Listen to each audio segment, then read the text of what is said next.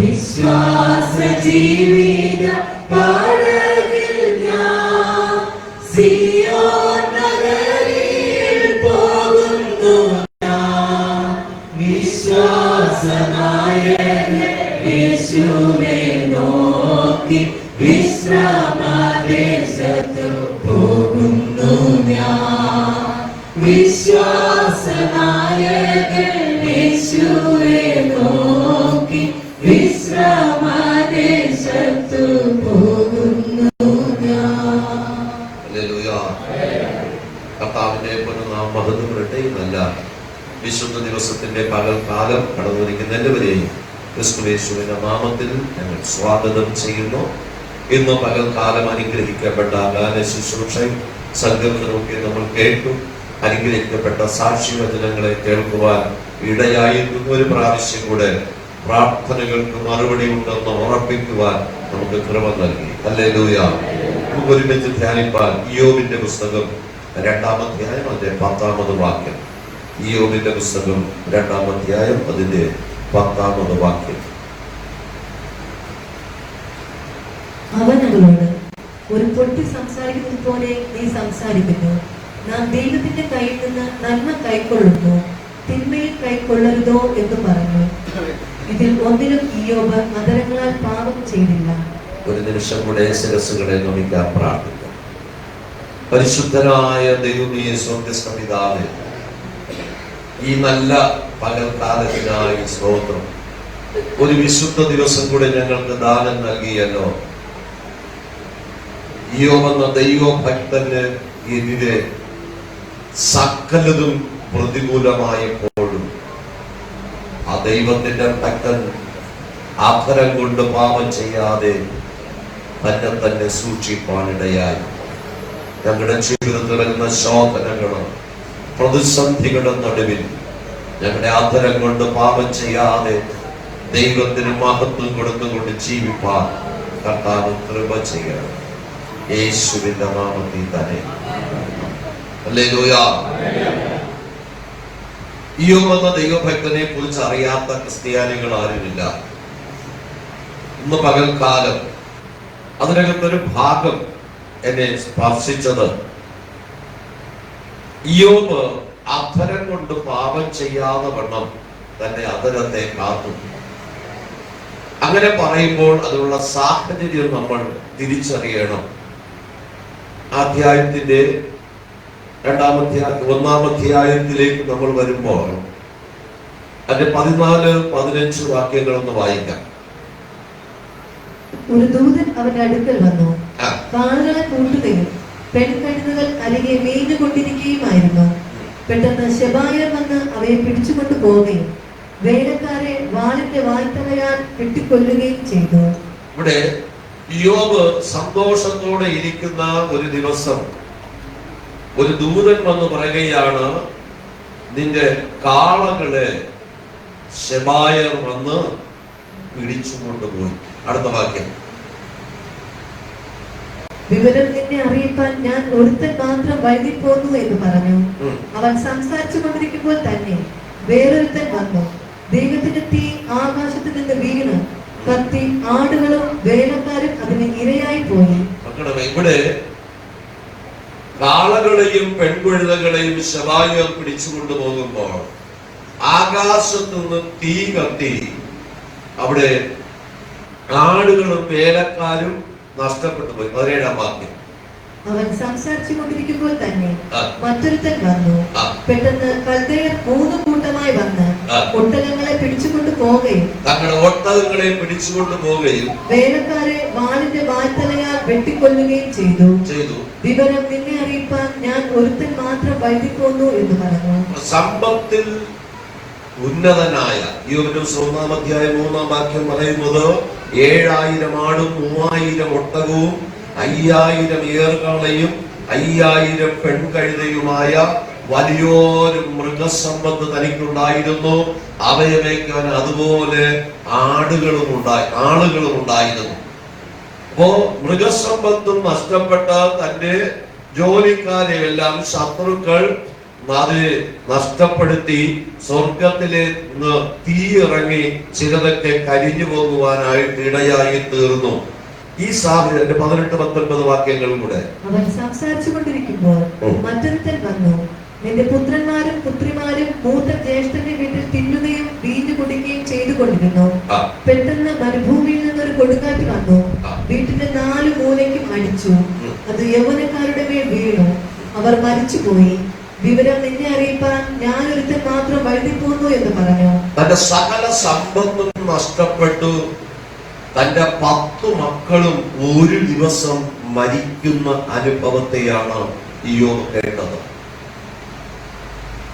ഒരു പുരുഷന് സഹിപ്പാൻ കഴിയുന്നതിന്റെ അപ്പുറമായി പരിശോധനയിലൂടെ കടന്നു പോകുന്ന ഒരു അനുഭവമാണ് നമുക്കവിടെ കാണുവാനായിട്ട് കഴിയുന്നത്.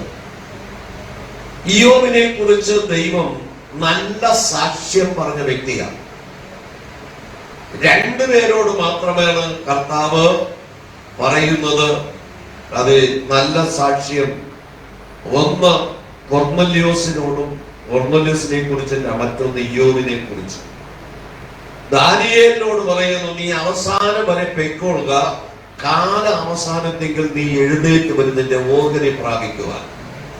ധാരാളം വാഗ്ദത്തങ്ങൾ വേദപുസ്തകത്തിലുണ്ടെങ്കിലും ഈ വാഗ്ദത്തങ്ങൾ ഏറ്റവും ശ്രേഷ്ഠമാണ്.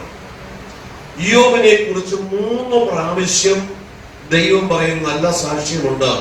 ഇയ്യോബിന്റെ പുസ്തകം 1-ാം അധ്യായം 1-ാം വാക്യം, അതുപോലെ 1-ാം അധ്യായം 8-ാം വാക്യം, 2-ാം അധ്യായത്തിന്റെ 3-ാമത് വാക്യം. 2-ന്റെ 3 ഒന്ന് വായിക്കാം. യഹോവ സാത്താനോട്, എന്റെ ദാസനായ ഇയ്യോബിന്റെ മേൽ നീ ദൃഷ്ടി വെച്ചുവോ? അവനെ പോലെ നിഷ്കളങ്കനും നേരുള്ളവനും ദൈവഭക്തനും ദോഷം വിട്ട് അകലുന്നവനും ഭൂമിയിൽ ആരും ഇല്ലല്ലോ. ദൈവം ഇയ്യോബിനെ കുറിച്ച് പറയുന്ന സാക്ഷ്യം, അവനെ പോലെ നിഷ്കളങ്കനും നേരുള്ളവനും ദോഷം വിട്ടകന്നവനും ദൈവഭക്തനുമായി ഭൂമിയിൽ മറ്റാരും, ഭൂമിയിലുള്ള സകല മനുഷ്യരിലും ശ്രേഷ്ഠനായിട്ടാണ് ഇയ്യോബിനെ ദൈവം പിശാചിന്റെ മുമ്പിൽ വെളിപ്പെടുത്തുന്നത്. ഇന്ന് പകൽക്കാലം എന്നെ കുറിച്ചും നിങ്ങളെ കുറിച്ചും പിശാച് വെല്ലുവിളിക്കുമ്പോൾ എന്താണ് ദൈവത്തിന്റെ മുമ്പിൽ, അത് ദൈവത്തിന് പിശാചിന്റെ മുമ്പിലും ലോകത്തിന് വെളിപ്പെടുത്തുവാനുള്ളത്? നമ്മൾ പലപ്പോഴും ഈ കർത്താവ് എന്റെ ജീവിതത്തിൽ മാത്രമാണ് ഈ കഷ്ടത. ദൈവത്തിന്റെ ഭക്തനാണെന്ന് ദൈവം സാക്ഷ്യപ്പെടുത്തിയ ഇയ്യോബിന്റെ ജീവിതത്തിൽ വന്ന കഷ്ടതയാണ് നമ്മൾ വായിച്ചു കേട്ടത്. അവന്റെ സകല സമ്പത്തും നഷ്ടപ്പെട്ടു. പിന്നെയോ അവന്റെ 10 മക്കളും നഷ്ടപ്പെട്ടു. ആ ഒരു സാഹചര്യത്തിൽ വേദനയോടെ ആയിരിക്കുന്ന ഇയ്യോബിനെ നമുക്കൊന്ന് ഭാവനയിൽ കാണാം. ഇയ്യോബ് എന്തെങ്കിലും പാപം ചെയ്തത് കൊണ്ടല്ല ഈ ദോഷങ്ങൾ വന്നത്. ദൈവത്തിന്റെ സന്നിധിയിൽ പിശാച് എന്നപ്പോൾ ദൈവം ചോദിക്കുകയാണ്, നീ എവിടെ നിന്നാ വരുന്നത്? ഞാൻ ഭൂമിയിലൊക്കെയും ഊടാടി സഞ്ചരിച്ചുകൊണ്ട് വരുന്നു.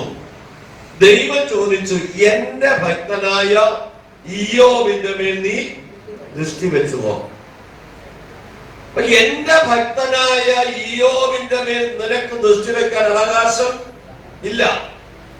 അതുപോലെ ഇയ്യോബ് ദൈവഭക്തനായിരുന്നു. വേദപുസ്തകത്തിൽ 3 സ്ഥലത്ത് 3 പ്രാവശ്യം ഒരു വ്യക്തിയെ കുറിച്ച് സാക്ഷ്യം പറഞ്ഞിരിക്കുന്നത് ഇയ്യോബിനെ കുറിച്ചാണ്.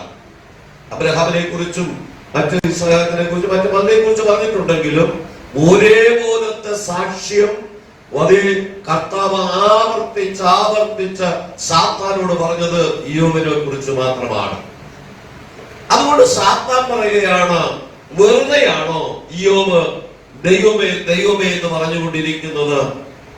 നീ അവന് ചുറ്റും ഒരു വേലി കെട്ടിയിരിക്കുന്നു, അവന്റെ ഭവനത്തിന് ചുറ്റും ഒരു വേലി കെട്ടിയിരിക്കുന്നു, അവന്റെ സകല സമ്പത്തിന് ചുറ്റും ഒരു വേലി കെട്ടിയിരിക്കുന്നു. ദൈവത്തിന്റെ സന്നിധിയിൽ ഭക്തിയോടെ ജീവിക്കുന്ന ഒരു ദൈവ പൈതലിന് 3 തരം സംരക്ഷണങ്ങളാണ് ഒരുക്കപ്പെട്ടിരിക്കുന്നത്. ഭൂമിയിലായിരിക്കുന്ന ഒരു മനുഷ്യന് ആ മനുഷ്യന്റെ പദവിക്ക് അനുസരിച്ച് ചില സുരക്ഷാ ക്രമീകരണങ്ങൾ ഒരുക്കിയിട്ടുണ്ട്. നമ്മുടെ പ്രധാനമന്ത്രി നമ്മുടെ ദേശത്ത് വരുമ്പോൾ, രാഷ്ട്രപതി നമ്മുടെ ദേശത്ത് വരുമ്പോൾ നമുക്ക് ഓടിച്ചെന്ന് കൈകൊടുക്കാനായിട്ട് അവകാശമില്ല. അവിടെ സെക്യൂരിറ്റിയുടെ ഒരു സംവിധാനമുണ്ട്. ആ സംവിധാനം തകർത്ത് പുറത്തിറങ്ങിയാൽ അപകടം സംഭവിക്കും. അതുകൊണ്ട് സെക്യൂരിറ്റി സംവിധാനത്തിനകത്തുനിന്ന് മാത്രമേ അവർക്ക് പ്രവർത്തിക്കാനായിട്ട് കഴിയുകയുള്ളൂ. നമ്മുടെ ഇപ്പോഴത്തെ മുഖ്യമന്ത്രി അധികാരമേറ്റപ്പോൾ ആദ്യം പറഞ്ഞത്, എനിക്ക് ഒരൊറ്റ എന്റെ വാഹനത്തിന്റെ പുറകെ ഒരു പോലീസ് വാഹനം മാത്രം മതി, മറ്റൊരു വാഹനവും വേണ്ട. നമ്മുടെ DGP പറഞ്ഞിരിക്കുന്നത് അങ്ങനെ പറ്റുകയില്ല. ഒരു മുഖ്യമന്ത്രിയുടെ സുരക്ഷാ സംവിധാനത്തിന്റെ പ്രോട്ടോകോൾ അനുസരിച്ച് ഏറ്റവും കുറഞ്ഞത് മുമ്പിൽ ഒരു പോലീസ് വാഹനവും പിമ്പിൽ ഒരു പോലീസ് വാഹനവും വേണം എന്ന് ആവശ്യപ്പെട്ടിരിക്കുന്നു. അതുകൊണ്ട് അതിൽ കുറഞ്ഞ സെക്യൂരിറ്റി സംവിധാനത്തോടെ തങ്ങൾ യാത്ര ചെയ്യുവാനായിട്ട് പാടില്ല. അതുപോലെ നമ്മുടെ കേന്ദ്രത്തിലെ പ്രതിപക്ഷ നേതാവാണെങ്കിലും കേന്ദ്രമന്ത്രിമാരോ പ്രധാനമന്ത്രിയൊക്കെ വരുമ്പോൾ കറുത്ത വസ്ത്രം ധരിച്ച ഒരു 7-8 പേര് അദ്ദേഹത്തെ ഇങ്ങനെ വലയം ചെയ്ത് യാത്ര ചെയ്യും. അതിന്റെ പുറത്ത് മാത്രമേ ഫോട്ടോഗ്രാഫർക്ക് പോലും നിൽക്കുവാനായിട്ട് കഴിയുള്ളൂ. അത് ഈ ലോകത്തിലെ ഗവൺമെന്റ്, ഇന്ത്യ ഗവൺമെന്റ് കൊടുത്തിരിക്കുന്ന സെക്യൂരിറ്റി സംവിധാനമാണ്. ഇന്ത്യയുടെ ഇത്രയും സെക്യൂരിറ്റി സംവിധാനങ്ങൾ ഉള്ളപ്പോൾ നമ്മുടെ 2 പ്രധാനമന്ത്രിമാർ ഇന്ത്യക്കകത്ത് വെച്ച് വധിക്കപ്പെടുകയുണ്ടായി. അത് മറ്റൊരു വശം. ഈ ലോകത്തിന്റെ സെക്യൂരിറ്റി സംവിധാനങ്ങൾ പാളിപ്പോകുമ്പോൾ കർത്താവ് തന്റെ ഭക്തന് വേണ്ടി ഒരുക്കിയിരിക്കുന്ന സെക്യൂരിറ്റി സംവിധാനം അതിൽ സാത്താൻ പറയുന്ന അപവാദമാണ്. നീ അവന് ചുറ്റും ഒരു വേലി കെട്ടിയിരിക്കുന്നു, അവന്റെ ഭവനത്തിന് ചുറ്റും മറ്റൊരു വേലി കെട്ടിയിരിക്കുന്നു, അവന്റെ സകല സമ്പത്തിന് ചുറ്റും മറ്റൊരു വേലി കെട്ടിയിരിക്കുന്നു. അപ്പൊ 3 തരത്തിലുള്ള സുരക്ഷാ സംവിധാനമാണ് ഇയ്യോബ് എന്ന ഭക്തന് വേണ്ടി ദൈവം ഒരുക്കിയിരിക്കുന്നത്. അപ്പൊ ആ ദൈവം ഒരുക്കിയിരിക്കുന്ന സംവിധാനങ്ങൾ മാനുഷികമായിട്ടല്ല. സെഖരിയ പ്രവാചകന്റെ പുസ്തകം 2-ാം അധ്യായം 4-5 വാക്യങ്ങൾ വായിക്കുമ്പോൾ ദൈവം ഒരുക്കുന്ന സംവിധാനങ്ങളെ കുറിച്ച് പറയുന്നു. ഒന്ന് വായിക്കാം. സെഖരിയ പ്രവചനം 2-ാം അധ്യായം 4-5 വാക്യങ്ങൾ. നീ വേഗം ചെന്ന് ഈ ബാല്യക്കാരനോട് സംസാരിച്ച് യെരൂശലേം അതിലെ മനുഷ്യരുടെയും മൃഗങ്ങളുടെയും ബഹുത്വം നിമിത്തം മതിലില്ലാതെ തുറന്നു കിടക്കും എന്ന് പറയുക. എന്നാൽ ഞാൻ അതിന് ചുറ്റും തീമതിലായിരിക്കും. ദൈവം തന്റെ മക്കൾക്ക് വേണ്ടി, ഒരു ദേശത്തിന് വേണ്ടി വരുത്തുന്ന മതില്, സുരക്ഷ, തീ കൊണ്ട് മതില് കെട്ടിയാണ് ദൈവം സൂക്ഷിക്കുന്നത്. അപ്പൊ ഇയ്യോബിന്റെ സകല സമ്പത്തിന് ചുറ്റും ദൈവം തീ കൊണ്ട് മതില് കെട്ടിയിരിക്കുക. തീയെ തൊട്ടാൽ പൊള്ളും, കരിയും. സ്വർഗത്തിലെ തീ പലയിടത്തും അതേ കത്തിയിട്ടുണ്ട്, അവിടെയെല്ലാം ഒന്നും ശേഷിച്ചിട്ടില്ല. കർമ്മേലിന്റെ മുകളിൽ ദൈവത്തിന്റെ തീ ഇറങ്ങിയപ്പോൾ ഏലിയാവിന്റെ പ്രാർത്ഥനയ്ക്ക് മറുപടിയായി ഇറങ്ങിയ തീ യാഗപീഠം ദഹിച്ചത് മാത്രമല്ല, യാഗപീഠത്തിന് ചുറ്റും ഒരു ശയ വിട്ട് വിതയ്ക്കത്തക്കവണ്ണം അതിൽ വെട്ടിയിരുന്ന തോട്ടിൽ നിറച്ച വെള്ളവും പറ്റി ആ മണ്ണും കരിഞ്ഞുപോയി. അതാണ് ദൈവത്തിന്റെ തീയുടെ പ്രത്യേകത. ദൈവത്തിന്റെ തീക്ക് സകലത്തെയും കരിച്ചു കളയുവാൻ ശക്തിയുള്ളതാണ്. അതുകൊണ്ടാണ് പരിശുദ്ധാത്മാവിനാലും തീയാലും അഭിഷേകം പ്രാപിച്ച ഒരു ദൈവ പൈതലിനെ തീച്ചൂടയിലേക്ക് വലിച്ചെറിഞ്ഞാലോ ഈ ലോകത്തിന്റെ തീക്ക് അവന്റെ മേൽ തലമുടി കരിയിക്കാനോ തീയുടെ മണം പോലെ ഏൽപ്പിക്കാതെ തിരിച്ചു കൊണ്ടുവരുവാൻ കഴിയുന്നത് എന്റെയും നിങ്ങളെയോ ദൈവം അഭിഷേകം ചെയ്തിരിക്കുന്നത് പരിശുദ്ധാത്മാവിനാലും തീയാലുമാണ്. പരിശുദ്ധാത്മാവിനാലും തീയാലും സ്നാനമേറ്റ ദൈവ പൈതൽ ഈ ലോകത്തിന്റെ തീയെ ഭയപ്പെടരുത്. ഇയ്യോബിന് ചുറ്റും ദൈവം തീ കൊണ്ട് വേലി കെട്ടി സൂക്ഷിച്ചിരിക്കുന്നു. ദൈവം നമ്മയൊക്കെ സംരക്ഷിക്കുക എത്ര അനുഗ്രഹിക്കപ്പെട്ട നിലയിലാണ്. നമ്മളെ തകർത്ത് കളയത്തക്കവണ്ണം എന്തെല്ലാം പ്രതിസന്ധികൾ കടന്നു വന്നതല്ലേ. കൊറോണ എന്ന മഹാവ്യാധി, ഒരു ഡോക്ടർ പറഞ്ഞിരിക്കുന്ന കണക്ക്, കൊറോണ ലോകത്തിലുള്ള സകല കൊറോണ വൈറസുകളെയും എടുത്ത് ത്രാസിൽ തൂക്കി നോക്കിയാൽ 1.5 ഗ്രാം ഭാരമേ വരുള്ളൂ. 1.5 ഗ്രാം ഭാരം വരുന്ന ഒരു വൈറസ് ലോകത്തിൽ എത്ര ലക്ഷക്കണക്കിന് മനുഷ്യരെ കൊന്നു. നമ്മുടെയൊക്കെ വീടുകളിൽ കൊറോണ കയറി ഇറങ്ങി പോയില്ലേ? എന്താ നാം ജീവനോടിരിക്കുന്നത്? ദൈവത്തിന്റെ കൃപയാണ്. ആ ദൈവത്തിന് നന്ദി പറയുവാൻ നമുക്ക് കഴിയണം. ഇയ്യോബിനെ കുറിച്ച് ദൈവം നല്ല സാക്ഷ്യം പറഞ്ഞിട്ടുണ്ട്. അപ്പൊ എന്നെ കുറിച്ചും നിങ്ങളെ കുറിച്ചും എന്താണ് ദൈവത്തിന് പറയുവാനുള്ള സാക്ഷ്യം? കഴിഞ്ഞ ദിവസം ഞാൻ ഓർപ്പിച്ചതുപോലെ പത്രോസിനെ കുറിച്ച് പിശാച് വന്നു കർത്താവോട് പറയുകയാ, പത്രോസിനെ എനിക്കൊന്ന് വിട്ടുതരാമോ, ഞാനൊന്ന് പാറ്റി നോക്കട്ടെ. കർത്താവ് പറഞ്ഞു വേണ്ട. കർത്താവ് തന്നെ പത്രോസിനോട് പറയുന്നു, സാത്താൻ 3 പ്രാവശ്യം എന്റെ അടുത്ത് വന്ന് അനുവാദം ചോദിച്ചു, നിന്നെ ഗോതമ്പ് പാറ്റുന്നത് പോലെ ഒന്ന് പാറ്റാം. ഗോതമ്പ് പാറ്റുന്നത് പോലെ, അതുപോലെ അരി പാറ്റുമ്പോൾ എന്താ, അതിനകത്തുള്ള ചവറുകളെല്ലാം പതിലുകളെല്ലാം ഒരറ്റത്ത് അണയും. ഇപ്പൊ അങ്ങനെ പാറ്റുന്ന സംവിധാനങ്ങളൊന്നുമില്ല. നമ്മുടെ സഹോദരന്മാർക്ക് ചിലപ്പോ പാറ്റാനും അറിയില്ല, പാറ്റാൻ അന്ന് കഞ്ഞി വെക്കാൻ അരി ഉണ്ടാവുകയില്ല. പണ്ടത്തെ അമ്മമാര് മുറത്തിലിട്ട് അരി പാറ്റും. പാറ്റിയാൽ പതിലെല്ലാം ഏറ്റവും മുമ്പിൽ വരും. അതിനെ കൈ കൊണ്ടിങ്ങനെ ഒരു പ്രത്യേക അനുഭവത്തിൽ മുറം ഇങ്ങനെ ചരിച്ചിട്ട് അത് കൈക്കകത്താക്കി പുറത്ത് കളയും. ബാക്കി ശേഷിച്ചതിനെയാണ് അവയെ കഴുകിയിടുന്നത്. ഇന്നത്തെ പോലെ റെഡിമെയ്ഡ് അരിയല്ല.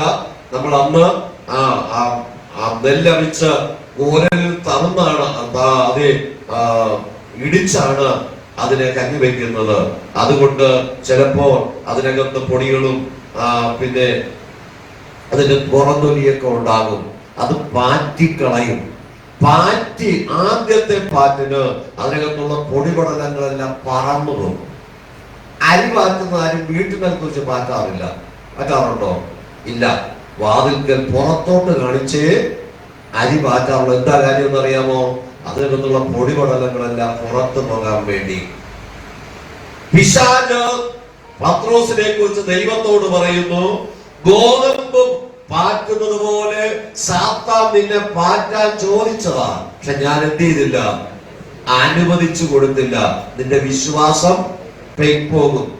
3.5 വർഷം എന്റെ കൂടെ നടന്ന നീ ഒറ്റ രാത്രി കൊണ്ട് ചില മണിക്കൂർ, ചില മിനിറ്റിനകത്ത് 3 പ്രാവശ്യം ഞാൻ അവനെ അറിയുന്നില്ല എന്ന് പറയാനും പ്രാകുവാനും തുടങ്ങിയെന്ന് വേദപുസ്തകം പറയുന്നു. അപ്പൊ യേശുവിനെ പോലും എനിക്ക് അറിയില്ല എന്ന് തള്ളിപ്പറഞ്ഞവൻ പിന്നെ കാണുമോ? യേശുവിനെ ക്രൂശിച്ചു കഴിഞ്ഞപ്പോൾ താൻ പത്രോസ് കൂടെ ഉള്ളവരെ വിളിച്ച് പറയുന്നു, ഞാൻ മീൻ പിടിക്കാമോ, നിങ്ങൾ വന്നെങ്കിൽ കൂടെ കൂടിക്കോ. മുമ്പിൽ പോയവനാണ് പത്രോസ്. ഈ പത്രോസിനെ പിശാചിന്റെ കയ്യിൽ കൊടുത്താൽ പത്രോസ് എന്ന് പറയുന്ന ജീവിതം പിന്നെ കാണുകയില്ല. പത്രോസിന് ദൈവത്തിന്റെ പദ്ധതി എന്താ? സ്വർഗരാജ്യത്തിന്റെ അധികാരം മുഴുവൻ ഏൽപ്പിച്ചിരിക്കുക. ഈ അധികാരം പ്രാപിച്ച പത്രോസാണ് ആ വള്ളം മീൻ പിടിക്കാൻ ആദ്യം ഇറങ്ങിയത്. അപ്പൊ ദൈവം നമ്മെ ഏൽപ്പിച്ചിരിക്കുന്ന ഉത്തരവാദിത്വം എന്താണ്? ദൈവം നേരിട്ട് പത്രോസിനോട് പറഞ്ഞേക്കാം, പത്രോസേ, നീ എന്നെ അനുഗമിച്ചാൽ നീ ഇന്നു മുതൽ നീ മീൻ പിടിക്കുന്നത് നിർത്തിയിട്ട് നീ മനുഷ്യനെ പിടിക്കുന്നവനാക്കി ഞാൻ നിന്നെ മാറ്റാമെന്ന്. അതിനുള്ള ശക്തിയും അധികാരവും എല്ലാം പത്രോസിന് കൊടുത്ത് കൂടെ കൊണ്ടു നടന്ന പത്രോസാണ് ഒരു രാത്രി യേശുവിനെ അറിയുന്നില്ല എന്ന് 3 പ്രാവശ്യം തള്ളി പറഞ്ഞത്. അത് മാത്രമല്ല, ആ പത്രോസിനെ പിന്നെ ദൈവം മടക്കിക്കൊണ്ടുവന്നു, ദൈവം ഉപയോഗിച്ചു. എന്റെ വിഷയം അതല്ലാത്തത് ഞാൻ വിടുകയാണ്. ഇവിടെ ഇയ്യോബിനെ കുറിച്ച് ഇതുപോലെ പിശാച് ചോദിക്കുക, ചുമ്മായാണോ അവൻ അത് നിനക്ക് നിന്റെ ദൈവമേ ദൈവമേ എന്ന് പറയുന്നത്? നിനക്ക് അവനുള്ളത് മുഴുവൻ നീ വേലി കെട്ടി സൂക്ഷിച്ചിരിക്കുകയല്ലേ എന്ന് പറഞ്ഞ ഈ പിശാച് ഇയ്യോബിനെ കുറിച്ച് ദൈവത്തോട് അപവാദം പറയുമ്പോൾ ദൈവം പറയുന്നില്ല, മോനെ, നീ പറയുന്നത് പോലെ അല്ല, ഇയ്യോബ് എന്റെ ഭക്തനാണ്. ഒരിക്കൽ യോശുവ എന്ന മഹാപുരോഹിതൻ മുഷിഞ്ഞ വസ്ത്രവുമായി ദൈവസന്നിധിയിൽ നിൽക്കുമ്പോൾ സാത്താൻ പറയുകയാണ്, കണ്ടില്ലേ, ഈ മഹാപുരോഹിതന്റെ വസ്ത്രം മുഷിയാനായിട്ട് പാടില്ല, ഒരു ദൈവവൈദ്യന്റെ വസ്ത്രം മുഷിയാൻ പാടില്ല. കർത്താവിന്റെ രക്തം കൊണ്ട് നമ്മെ കഴുകി വെടിപ്പാക്കുന്നത് വാട്ടം, കറ, ചുളുക്കം, മാലിന്യമില്ലാത്ത വിശുദ്ധ ജീവിതം നയിപ്പാനാണ്.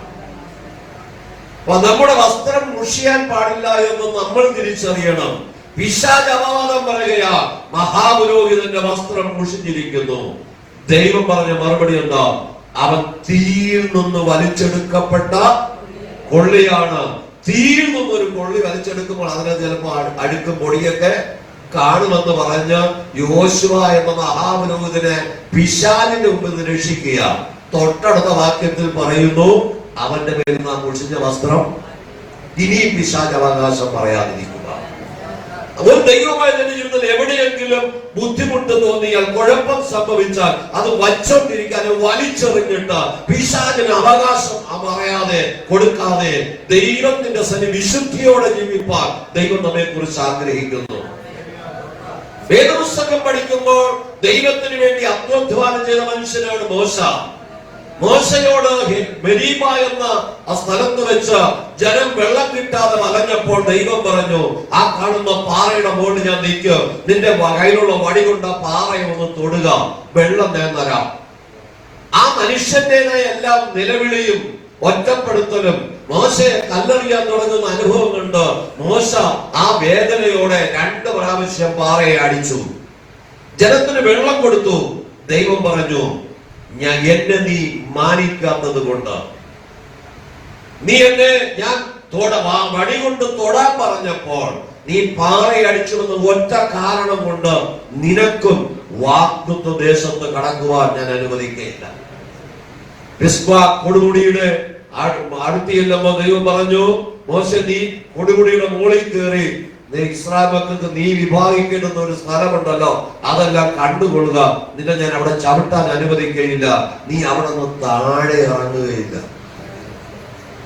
മോശയുടെ ശവക്കുഴി ഭൂമിയിൽ ആരും കണ്ടിട്ടില്ല. പക്ഷെ യൂദാന ലേഖനം 9-ാം വാക്യം വായിക്കുമ്പോൾ മോശയുടെ ശവശരീരം ദൂതന്മാർ കൊണ്ടുപോവുകയാണ്. എവിടെ കൊണ്ടുപോകുന്ന എഴുതിയിട്ടില്ല. യഹോവ അവനെ അടക്കി എന്ന് വേദപുസ്തകത്തിലുണ്ട്. ദൂതന്മാർ കൊണ്ടുപോകും. പിശാച് വഴിയിൽ വെച്ച് പറയുകയാ, ഇവ അനുസരണക്കേട് കാണിച്ചതുകൊണ്ടാണ് ഇപ്പൊ മരിച്ചത്. കനാൻ ദേശത്ത് എത്തേണ്ടുന്നവനാണ്.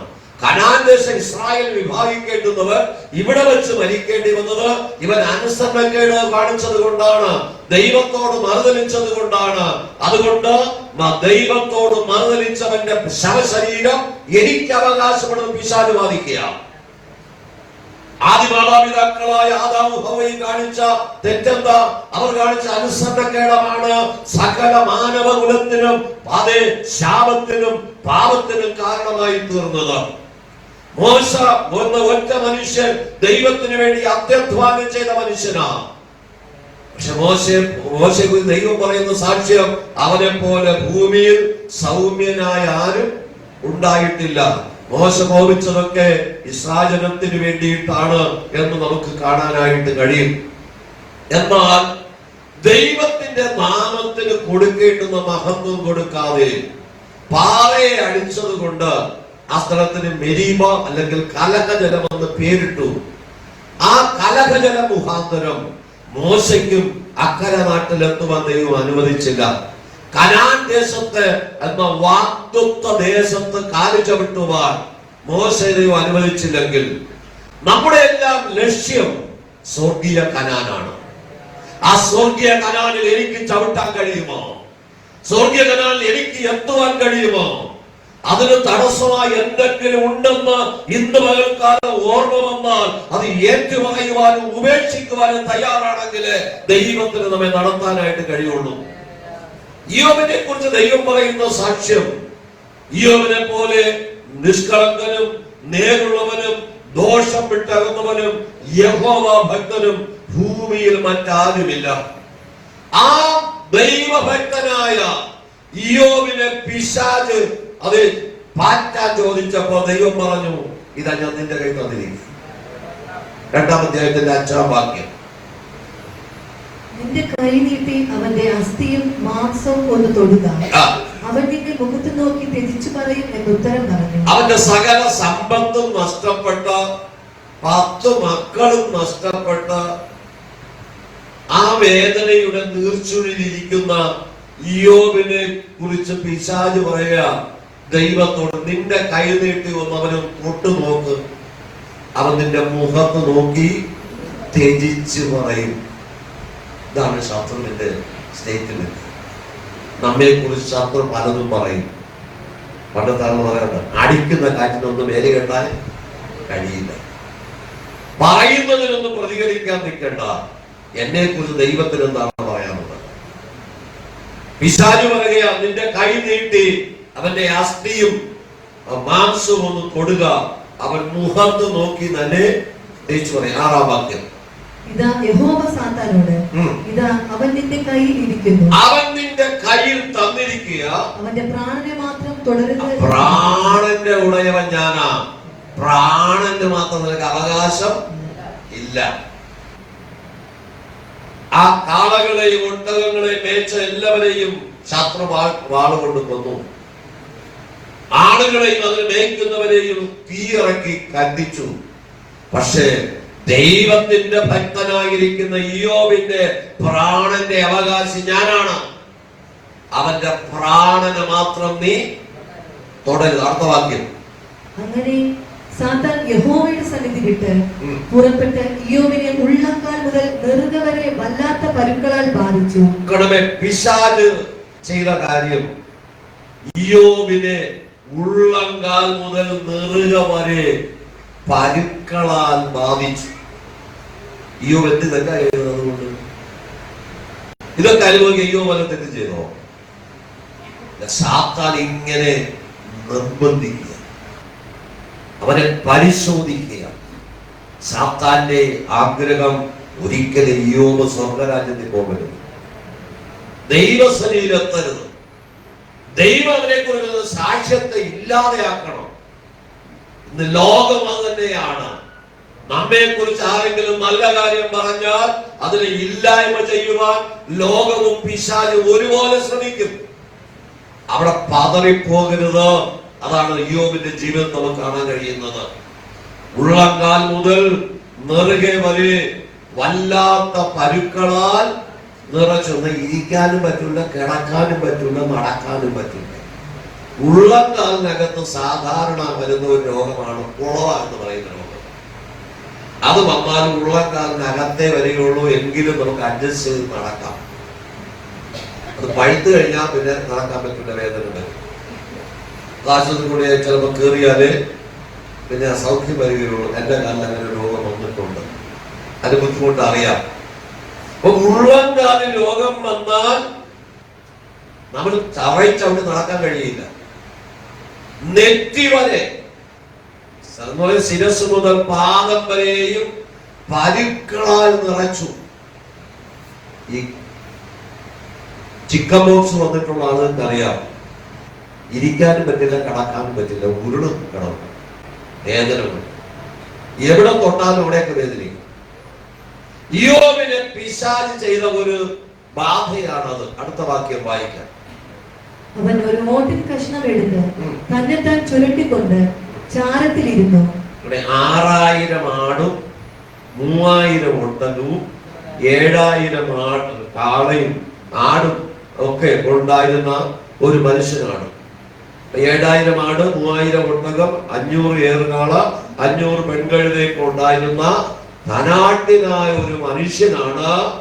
തന്റെ സകലതും നഷ്ടപ്പെട്ട, തന്റെ ശരീരം മുഴുവനും വ്രണം പിടിച്ച് ഓട്ടിൻ കഷ്ണം കൊണ്ട് ചുരണ്ടി ചാരത്തിലിരുന്നു.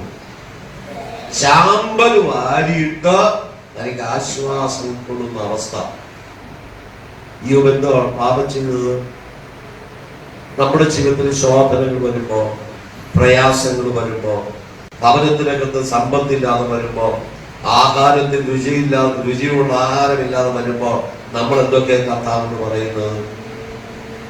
ഇയ്യോബ് തന്റെ ജീവിതം മുഴുവനും കഷ്ടത്തിലായി. അടുത്ത വാക്യം, അവന്റെ ഭാര്യ അവനോട്, നീ ഇനിയും നിന്റെ ഭക്തി മുറുകെ പിടിച്ചുകൊണ്ടിരിക്കുന്നുവോ? ദൈവത്തെ ത്യജിച്ചു പറഞ്ഞു മരിച്ചു കളക എന്ന് പറഞ്ഞു. തന്റെ ഭാര്യ പോലും തനിക്ക് സപ്പോർട്ട്.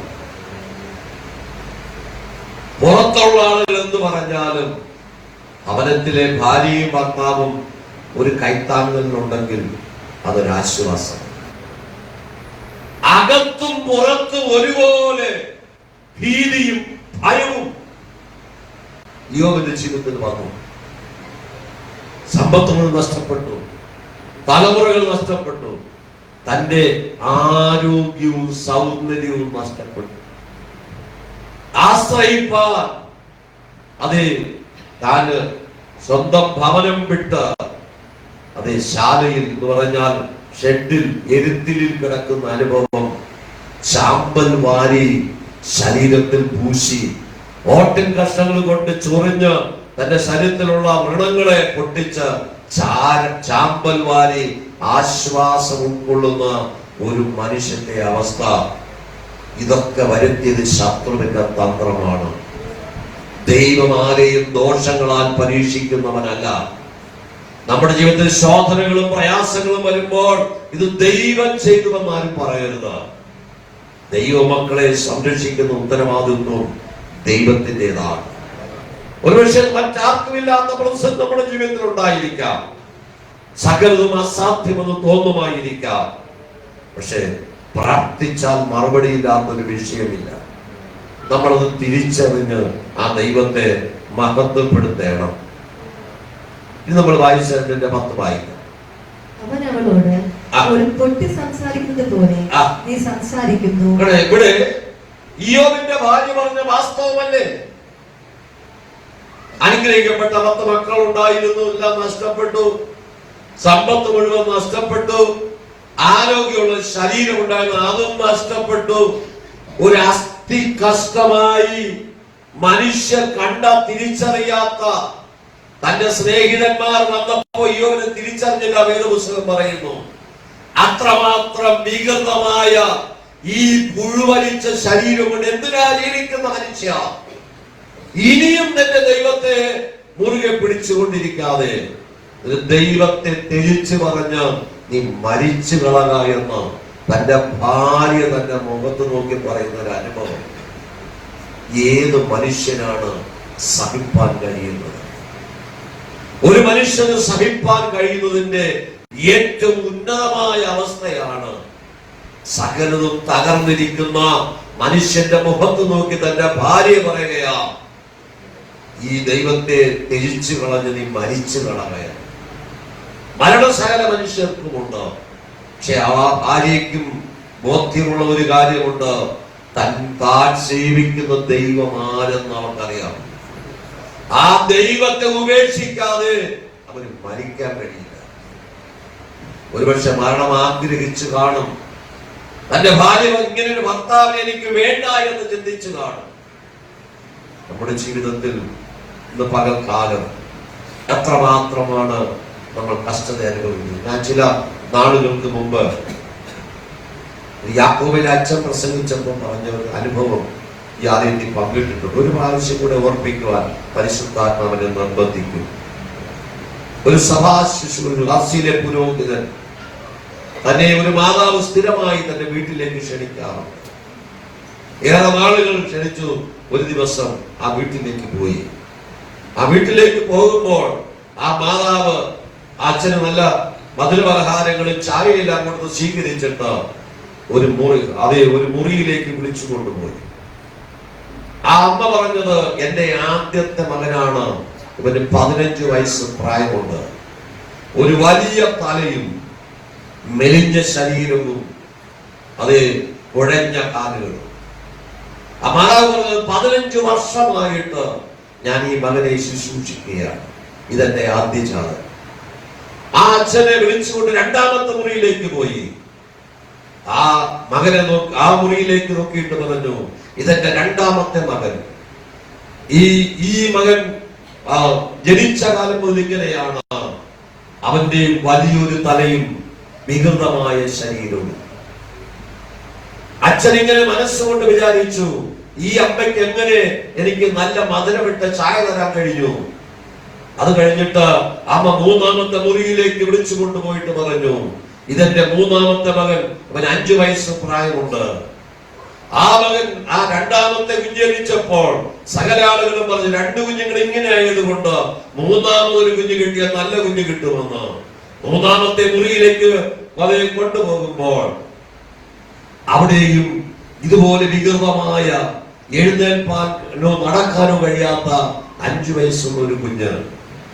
ആ കുഞ്ഞിനെ കുറിച്ച് വയലന്റ് ആവും, എന്നെ ഉപദ്രവിക്കും, എങ്കിലും ഞാൻ അവനെ ശുശ്രൂഷിക്കും. അമ്മ പറയുന്നു, ഈ 3 മക്കളെ ദൈവം എനിക്ക് തന്നതാണ്, അവരെ ഞാൻ പൊന്നുപോലെ സൂക്ഷിക്കുന്നു. 4ാമത്തെ റൂമിലേക്ക് അമ്മ വിളിച്ചു കൊണ്ടുപോയിട്ട് അച്ഛനോട്, ഇതെന്റെ ഭർത്താവാണ്.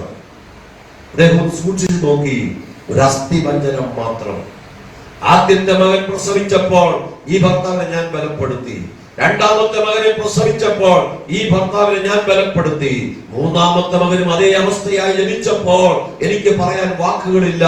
അമ്മ മനുഷ്യൻ അതേ തളർന്നതാണ്, തളർന്ന് കിടപ്പുണ്ട്. കഴിഞ്ഞ 5 വർഷങ്ങളായി അതും ദൈവം എനിക്ക് തന്ന ദാനമാണ്.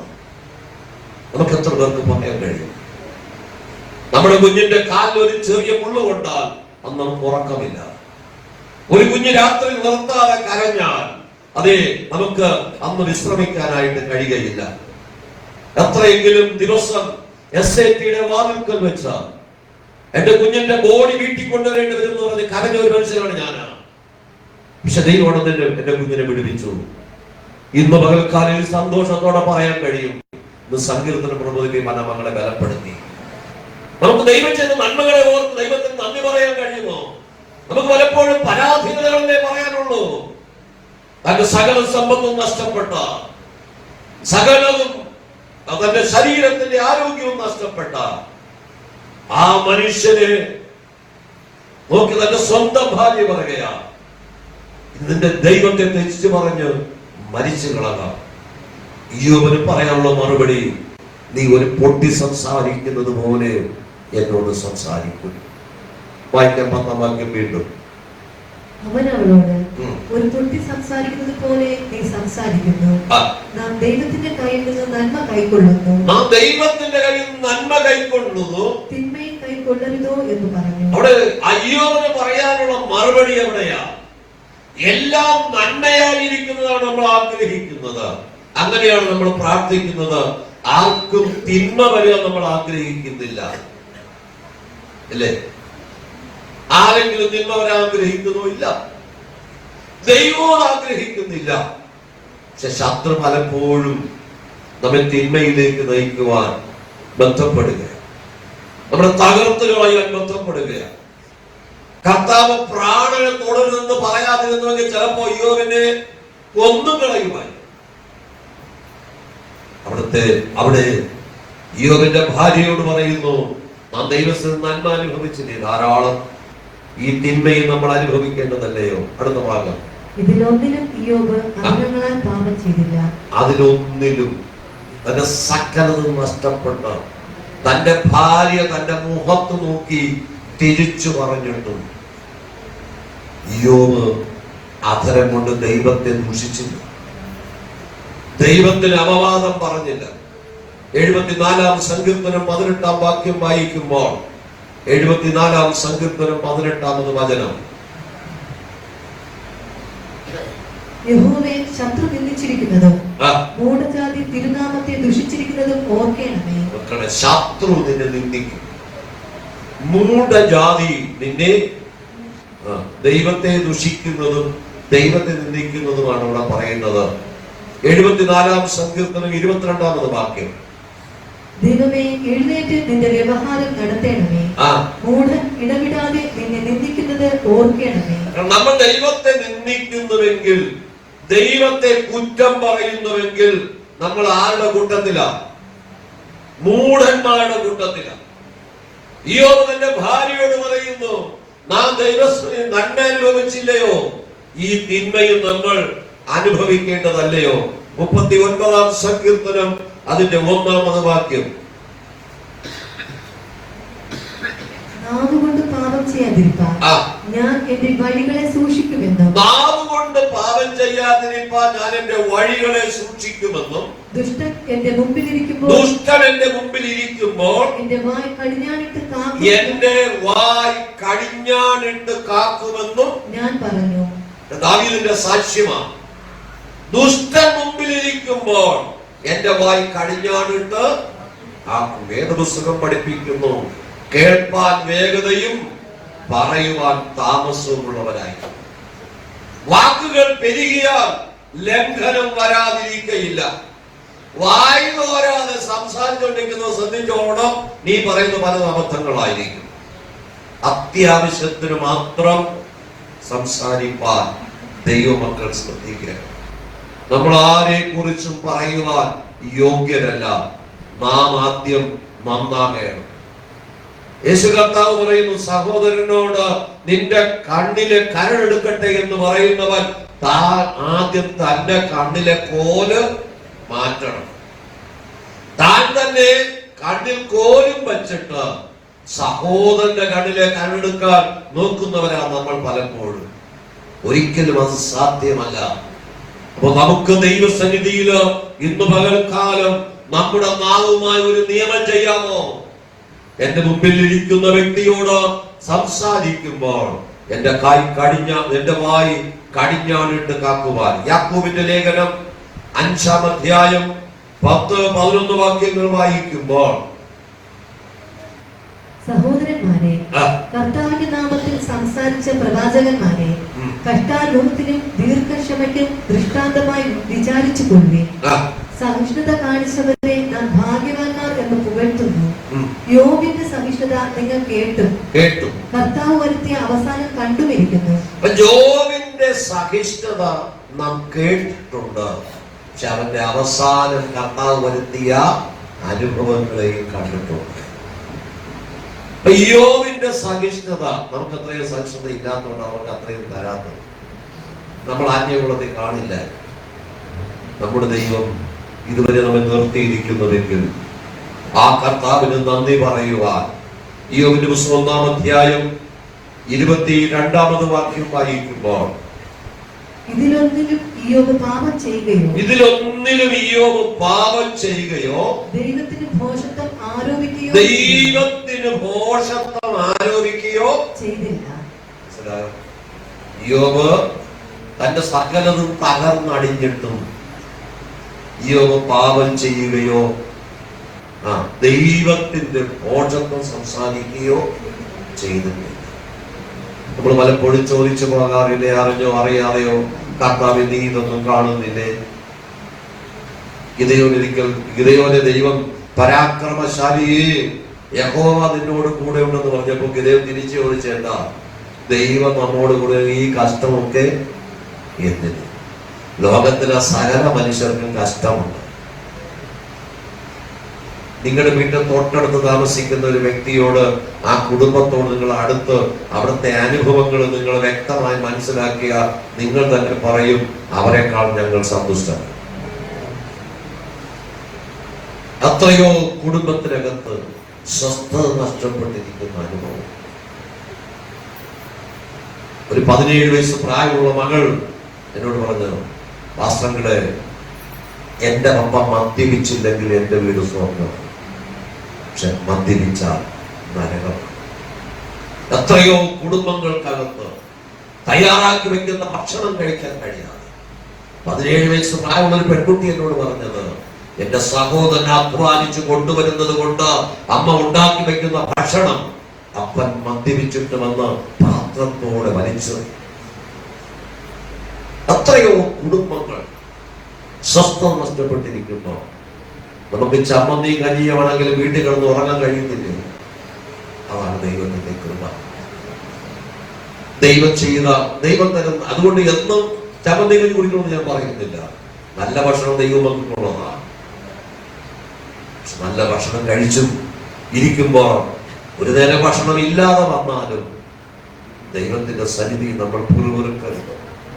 ദൈവത്തിന്റെ സന്നിധിയിൽ പ്രാർത്ഥിപ്പാൻ തക്കവണ്ണം നമുക്ക്. ഒരു കടക്കാരൻ എനിക്ക് ഒരു സാധനം വാങ്ങാൻ പോയപ്പോ അദ്ദേഹം പറഞ്ഞൊരു കാര്യം, ഗ്യാസിൻ്റെതായ ബുദ്ധിമുട്ട് കൊണ്ട് പല കടങ്ങളെല്ലാം കൂട്ടി. പാസ്റ്ററെ സംബന്ധിച്ചോളം 40 ദിവസം വരെ പട്ടിണി കിടക്കാൻ ശീലമുണ്ട്. ഞങ്ങൾ അങ്ങനെയൊന്നും നമ്മൾ ചത്തു. ഞങ്ങളൊക്കെ ഒരു നേരം ഭക്ഷണം തെറ്റിയാൽ കാലുകൾ ആടിപ്പോകും. ഒരു സുഹൃത്ത് അദ്ദേഹം ഒരു ദിവസം ഞാനിങ്ങനെ 40-ാം ദിവസം എന്തൊരു സാധനം വാങ്ങാനായിട്ട് സ്നാനത്തിന്റെ കാര്യത്തിൽ സാധനം വാങ്ങാൻ പോയപ്പോ ഒരു പാസ്റ്റർ ഇങ്ങനെ ഉണങ്ങിയിരിക്കുന്ന ഇപ്പോഴല്ല, വർഷങ്ങൾക്ക് മുമ്പാണ്. ഞാൻ പറഞ്ഞു ഞാൻ ചില ദിവസങ്ങൾ ഉപവാസം അദ്ദേഹം അതിശയമായിട്ട് ചോദിക്കുക. ഞാൻ പറഞ്ഞു ഞാൻ 40 ദിവസമായി ആഹാരം കഴിച്ചിട്ട്. അദ്ദേഹം ഇപ്പൊ കഴിഞ്ഞ ആഴ്ച കണ്ടോ പറയാണ് ദേശം മുഴുവൻ പട്ടിണി എന്നാലും പാസ്റ്റർക്ക് ഒരു കുഴപ്പവും 40 ദിവസം വരെ ഭക്ഷണം കഴിക്കാതിരിക്കാൻ ശീലിച്ചിട്ടുണ്ടല്ലോ. അത് ദൈവമക്കൾ ശീലിക്കുന്നത് നല്ലതാണ്. ഹല്ലേലൂയ. അങ്ങനെ ഒന്ന് പട്ടിണി വീട്ടിൽ ചെന്ന് കിടക്കരുത്. പിന്നെ അങ്ങനെ ഇരിക്കുന്നുവെങ്കിൽ കർത്താവിന്റെ സന്നിധി ഇരിക്കണം, ഉയരത്തിലെ ശക്തി സമ്മതിക്കുവാൻ. എന്റെ വിഷയമല്ല, ഇവിടെ കർത്താവിന്റെ സന്നിധിയിൽ ഇയ്യോബിന്റെ ജീവിതത്തിൽ വന്ന സാക്ഷ്യതയെ കുറിച്ച് യാക്കോബ് അതേ സാക്ഷ്യം പറയുന്നു.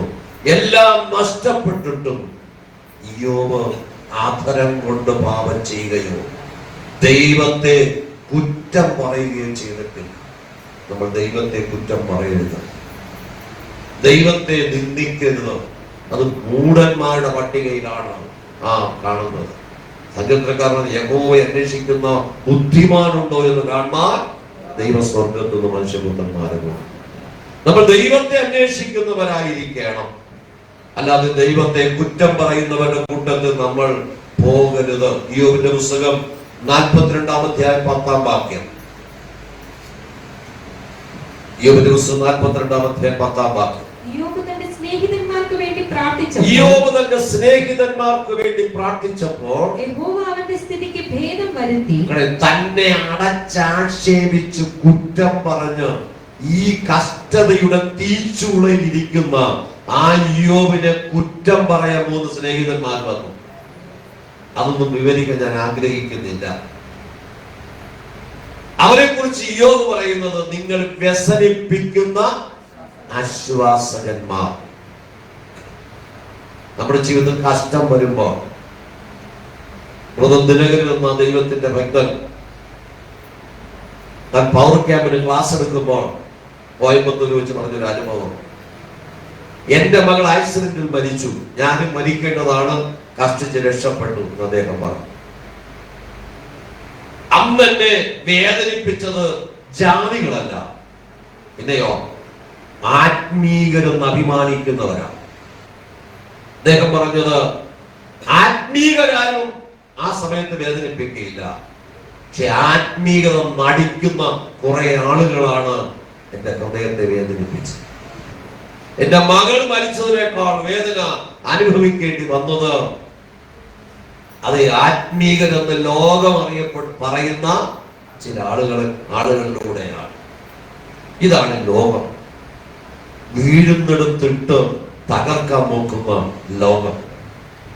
ഇവിടെ കർത്താവിന്റെ വചനം പറയുന്നു, അത് ഇയ്യോബിനെ അടച്ചാക്ഷേപിച്ച, നീ ചെയ്ത കുറ്റം കൊണ്ടാണ്, നീ ചെയ്ത പാപം കൊണ്ടാണ് ഇങ്ങനെയൊക്കെ സംഭവിച്ചത്, ലോകത്തിൽ ആർക്കും സംഭവിക്കാത്തതാണ് നിനക്ക് സംഭവിച്ചത്, നീ ചെയ്ത ഏതോ കൊടിയ പാപമാണെന്ന് തന്റെ സ്നേഹിതന്മാർ തന്റെ മുഖത്ത് നോക്കി പറയുവാൻ തക്കവണ്ണം പലതവണ ഇടയായി. തന്റെ സമ്പത്തുകൾ നഷ്ടപ്പെട്ടു, 10 മക്കളും ഒരുമിച്ച് മരിച്ചു, തന്റെ ആരോഗ്യം നഷ്ടപ്പെട്ടു. ഒരു അസ്ഥിവഞ്ചനമായിരിക്കുന്ന ആ വേദന തിന്നുന്ന മനുഷ്യന്റെ മുഖത്ത് നോക്കി അതിശയിച്ച തന്റെ സ്നേഹിതന്മാർക്ക് വേണ്ടി ഇയ്യോബ് പ്രാർത്ഥിച്ചു. അതാണ് ഒരു ദൈവഭക്തന്റെ പ്രത്യേകത. കർത്താവിന് പറയുന്നു, ഒരുവൻ തന്നെത്താൻ ത്യജിച്ച് തന്റെ ക്രൂശെടുക്കാതെ എന്നെ അനുഗമിക്കാൻ കഴിയുകയില്ല. യേശു കർത്താവിനെ അതെ നിന്ദിക്കുകയും പരിഹസിക്കുകയും ചാട്ടവാറടിക്കുകയും ചെയ്തവരെ നോക്കിയിട്ട് യേശു പ്രാർത്ഥിക്കണം, ദൈവമേ ഇവർ ചെയ്യുന്നത് ഇന്നതെന്ന് അറിയായതുകൊണ്ട് ഇവരോട് ക്ഷമിക്കണമേ. ക്രിസ്തുവിന്റെ ഭാവമാണോ നമുക്കുള്ളത്? യേശു ക്രിസ്തുവിന്റെ ഭാവമുള്ളവരായി നമ്മൾ ജീവിക്കണം. നമുക്ക് ക്ഷമിക്കുവാനും സഹിക്കുവാനും കഴിയണം. മനഃപൂർവമായി നമുക്ക് ക്ഷമിക്കാൻ കഴിഞ്ഞാൽ പ്രതിഫലമുണ്ട് നിശ്ചയം. ഇയ്യോബ് ഈ കഷ്ടതയൊക്കെ വന്നിട്ടും അവൻ അധരം കൊണ്ട് പാപം ചെയ്യുകയോ ദൈവത്തെ കുറ്റം പറയുകയോ ചെയ്തില്ല. തന്റെ സ്നേഹിതന്മാർക്ക് വേണ്ടി പ്രാർത്ഥിച്ചപ്പോൾ എന്താ സംഭവിച്ചത്? നഷ്ടപ്പെട്ടതെല്ലാം ദൈവം ഇരട്ടിയായി മടക്കിക്കൊടുത്തു. ഇന്നലകൾ നഷ്ടപ്പെട്ടതിനെ ഇരട്ടി പ്രാപിക്കുവാൻ ഒരൊറ്റ വഴിയേ ഉള്ളൂ. നിങ്ങളെ നിന്ദിക്കുകയും പരിഹസിക്കുകയും ചെയ്യുന്നവർക്ക് വേണ്ടി നിങ്ങൾ പ്രാർത്ഥിച്ചാൽ ദൈവത്തിന്റെ സന്നിധിയിൽ. ഈ ഒരു ദിവസം 1-ാം അധ്യായം 13-ാം വാക്യവും 42-ാം അധ്യായം 12-ാം വാക്യവും വായിച്ചാൽ അത് യോബിന് ആദ്യകാലത്ത് നഷ്ടപ്പെട്ടതിന്റെ എല്ലാം ഇരട്ടിയായി ദൈവം മടങ്ങിക്കൊടുത്തു. 7000 ആടുണ്ടായിരുന്ന സ്ഥലത്ത് 14,000 ആട് കൊടുത്തു. 3000 ഒട്ടകത്തിന് പകരം 6000 ഒട്ടകം കൊടുത്തു. 5000 ഏറുകളയ്ക്ക് പകരം 10,000 ഏറുകളെ കൊടുത്തു. 500 പെൺകഴുതയ്ക്ക് പകരം 10,000 അതെ പെൺകഴുതയെ ദൈവം കൊടുത്തു. അത് മാത്രമല്ല, ഈ ദിവസം 42:13 വായിക്കും. അവന് 7 പുത്രന്മാരും 3 പുത്രിമാരും ഉണ്ടായി. മൂത്തവൾക്ക് അവൻ എലീമ എന്നും രണ്ടാമത്തവൾക്ക് കെസിയ എന്നും മൂന്നാമത്തവൾക്ക് കേരൻ ഹപ്പൂക്ക് എന്നും പേർ വിളിച്ചു. ഇയ്യോബിന്റെ പുത്രിമാരെ പോലെ സൗന്ദര്യമുള്ള സ്ത്രീകൾ ദേശത്തെങ്ങും ഉണ്ടായിരുന്നില്ല. ദൈവം നൽകി നഷ്ടപ്പെട്ട സകലതും ഇരട്ടിയായി മടക്കി കൊടുത്തിട്ട് ദൈവം 7 പുത്രന്മാരെയും 3 പുത്രന്മാരെയും കൂടെ പിന്നെയും ദൈവം കൊടുത്തു. ആ യോബ് രണ്ടാമത് ദൈവം യോബിന് കൊടുത്ത പുത്രിമാർ ലോകത്തിലെ മുഴുവൻ സൗന്ദര്യമുള്ള പുത്രിമാരാണ്. ഇന്നലകളിൽ എന്തെങ്കിലും നഷ്ടപ്പെട്ടിട്ടുണ്ടോ? ദൈവം മടക്കി തരുമ്പോൾ അത് ഇരട്ടി ശക്തിയോടെ മടക്കി തരും, തേജസ്സോടെ മടക്കി തരും, കർത്താവിന് മഹത്വം കൊടുക്കുവാൻ തക്കവണ്ണം മടക്കി തരും. നമ്മുടെ ആദരം കൊണ്ട് പാപം ചെയ്യാതെ ദൈവത്തിന്റെ വിശ്വസ്തയോടെ ജീവിച്ചാൽ നല്ലവനും വിശ്വസ്തനുമായ ദാസനെ എന്ന പേരിന് ഓഹരിക്കാരായി നമ്മൾ മാറിയാൽ നഷ്ടപ്പെട്ടതെല്ലാം ദൈവം തിരികെ തരാൻ ദൈവം വിശ്വസ്തനാണ്. 42-ാം അധ്യായം 16-ാമത് വാക്യം. അതിനുശേഷം ഇയ്യോബ് 140 സംവത്സരം ജീവിച്ചിരുന്നു. ഇയ്യോബ് മരിക്കാൻ സമയത്തിനല്ല ഇതെല്ലാം പ്രാപിച്ചത്. പിന്നെയോ സകല സമ്പത്തും തിരിച്ചു കൊടുത്ത് 10 മക്കളെയും ദൈവം കൊടുത്ത ശേഷം 140 സംവത്സരം ഇയ്യോബ് ജീവിച്ചു. നമുക്ക് ഈ ഭൂമിയിൽ ഇപ്പോൾ 140 വർഷം ജീവിച്ചിരിക്കുന്ന ആരുമില്ല. ദൈവം ഒരുവന് കൊടുക്കേണ്ടത് കൊടുത്താൽ അവന്റെ കണ്ണ് തൊട്ടിയാകും വണ്ണം സന്തോഷം അനുഭവിപ്പാൻ ഇടയായി. യോബിനെ കുറിച്ച് നല്ല സാക്ഷ്യം പറഞ്ഞത് കേട്ട പിശാച് യോബിനെ തകർക്കുവാൻ നോക്കിയെങ്കിലും തകരുവാൻ ദൈവം അനുവദിച്ചില്ല. മനുഷ്യൻ നിന്നെ ആവിചാരം തകർക്കാൻ നോക്കിയാലും നിന്റെ സമ്പത്തിനെ തകർക്കാൻ നോക്കിയാലും എന്തെല്ലാം പ്രതികൂലം ഉണ്ടാക്കിയാലും എന്റെ ദൈവം അനുവദിക്കാതെ ഒരു ദൈവ പൈതലിനെ തകർക്കുവാൻ ഉലകത്തിലെ ഒരു ശക്തിക്കും സാധ്യമല്ലെന്ന് അടിവരയിട്ട് ഞാൻ പറയുന്നു. നീ ഉണർന്ന് പ്രാർത്ഥിച്ചാൽ നിനക്ക് വേദനിപ്പിക്കുന്നതിന് നിനക്ക് പ്രാർത്ഥിപ്പാൻ തയ്യാറായ സ്വർഗത്തിലെ ദൈവം ഇരട്ടിയായി മടക്കി തരുവാൻ വിശ്വസ്തനായി വരും.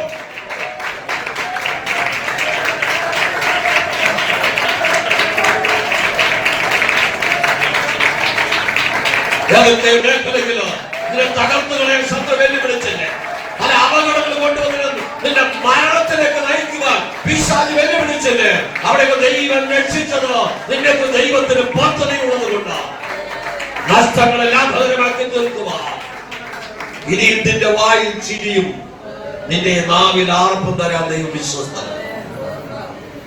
42-ന്റെ വാക്യം കൂടെ വായിക്കാം. അങ്ങനെ ഇയ്യോബ് വൃദ്ധനും കാലസമ്പൂർണനുമായി മരിച്ചു. പിശാച് പറയുന്നത് നിന്റെ നീ ഒന്ന് തൊട്ടാ മതി നിന്റെ മുഖത്ത് നോക്കി തെളിച്ചു പറയുമെന്ന്. പക്ഷെ ദൈവം പറയും അവന്റെ പ്രാണനെ മാത്രം. ഇയ്യോബ് കാലസമ്പൂർണനും വൃദ്ധനുമായിട്ട് മരിച്ചു. പകുതി വഴി വെച്ച് പട്ടുപോകാൻ പിശാച് കെണിയൊരുക്കിയാൽ ദൈവം അനുവദിക്കില്ല. നമുക്ക് എല്ലാവർക്കും എഴുന്നേൽക്കാം, ആ ദൈവത്തോട് പ്രാർത്ഥിക്കാം. ദൈവസന്നിധിയിൽ നമ്മെ തന്നെ ഏൽപ്പിച്ച് എല്ലാ കണ്ണുകളും ഉണ്ട്. കുഞ്ഞുങ്ങളെല്ലാം കണ്ണടച്ച് പ്രാർത്ഥിച്ച് എല്ലാവരും കണ്ണുകൾ അടച്ച് ഇടത്തോട്ടും വലത്തോട്ടും നോക്കണ്ട. എന്നെ കുറിച്ച് എന്റെ അപ്പൻ എന്ത് പറയാനുള്ളത്, കർത്താവിന്റെ സന്നിധിക്കുമ്പോ എന്താണ് കർത്താവ് എന്നെ കുറിച്ച് അങ്ങേക്ക് പറയുമെന്നുള്ളത് പലവട്ടം വീഴുവാൻ തക്കവണ്ണം പിശാചിനെ തള്ളി തകർത്ത് കളയുവാൻ അവന് വെല്ലുവിളിച്ചു. വഴിയിൽ പതിയിരുന്നതിനെ തകർക്കുവാൻ നോക്കി. ദൈവമാണ് എന്നെ നിർത്തിയത്. ദൈവം എന്നെ നിർത്തിയതിന് നന്ദി പറയുവാൻ എത്ര പേർക്ക് മനസ്സുണ്ട്? അതിന് തുറന്ന് ദൈവത്തിന് നന്ദി പറയാം. ദൈവം ചെയ്ത എല്ലാ നന്മകളെ ഓർത്ത് ദൈവത്തിന് നന്ദി പറയാം. ഹല്ലേലൂയ.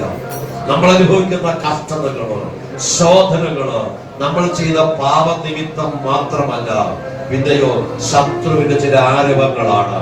ഇന്ന് പകൽക്കാലം ഈ ദേശത്തെ ഭരിക്കുന്ന ശത്രുവിന്റെ ആരവങ്ങൾ ഉണ്ടെങ്കിൽ, ഇരുട്ടിന്റെ സ്വാധീനങ്ങൾ ഉണ്ടെങ്കിൽ അതെല്ലാം കത്തി മാറാൻ പോകുകയാ. ദൈവത്തിന്റെ മക്കൾ ഒരുമിച്ച് ദൈവത്തെ സ്തുതിക്കുമ്പോൾ, ഒരുമിച്ച് നിലവിളിക്കുമ്പോൾ, ഓ ഹല്ലേലൂയ, നമ്മുടെ നന്മയ്ക്കെതിരെ, സമ്പത്തിനെതിരെ, ആരോഗ്യത്തിനെതിരെ, തലമുറയ്ക്കെതിരെ, ഓ ഹല്ലേലൂയ, സന്തോഷത്തിനെതിരെ ശത്രു വെല്ലുവിളിക്കുമ്പോൾ ഇന്ന് പകൽക്കാലം നമ്മുടെ തകർത്തുകളെ നിൽക്കുന്ന അന്ധകാര ശക്തികളെ നോക്കി കൽപ്പിക്കുക. ദൈവം നമുക്ക് അധികാരം തന്നിട്ടുണ്ട്. ദൈവമക്കൾ പാർക്കുന്ന ഭവനങ്ങൾ ദൈവത്താൽ ശക്തീകരിക്കപ്പെടട്ടെ, വിശുദ്ധീകരിക്കപ്പെടട്ടെ, ദൈവ തേജസ് കൊണ്ട് നിറയപ്പെടട്ടെ.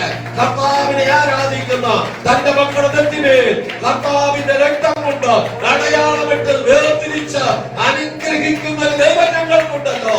ആ കർത്താവിന്റെ സന്നിധിയിൽ ആ കരങ്ങളെ തട്ടി അല്പസമയ അന്യഭാഷകളിൽ ആ ദൈവത്തിന് മഹത്വം കൊടുത്ത് ശക്തിയോടെ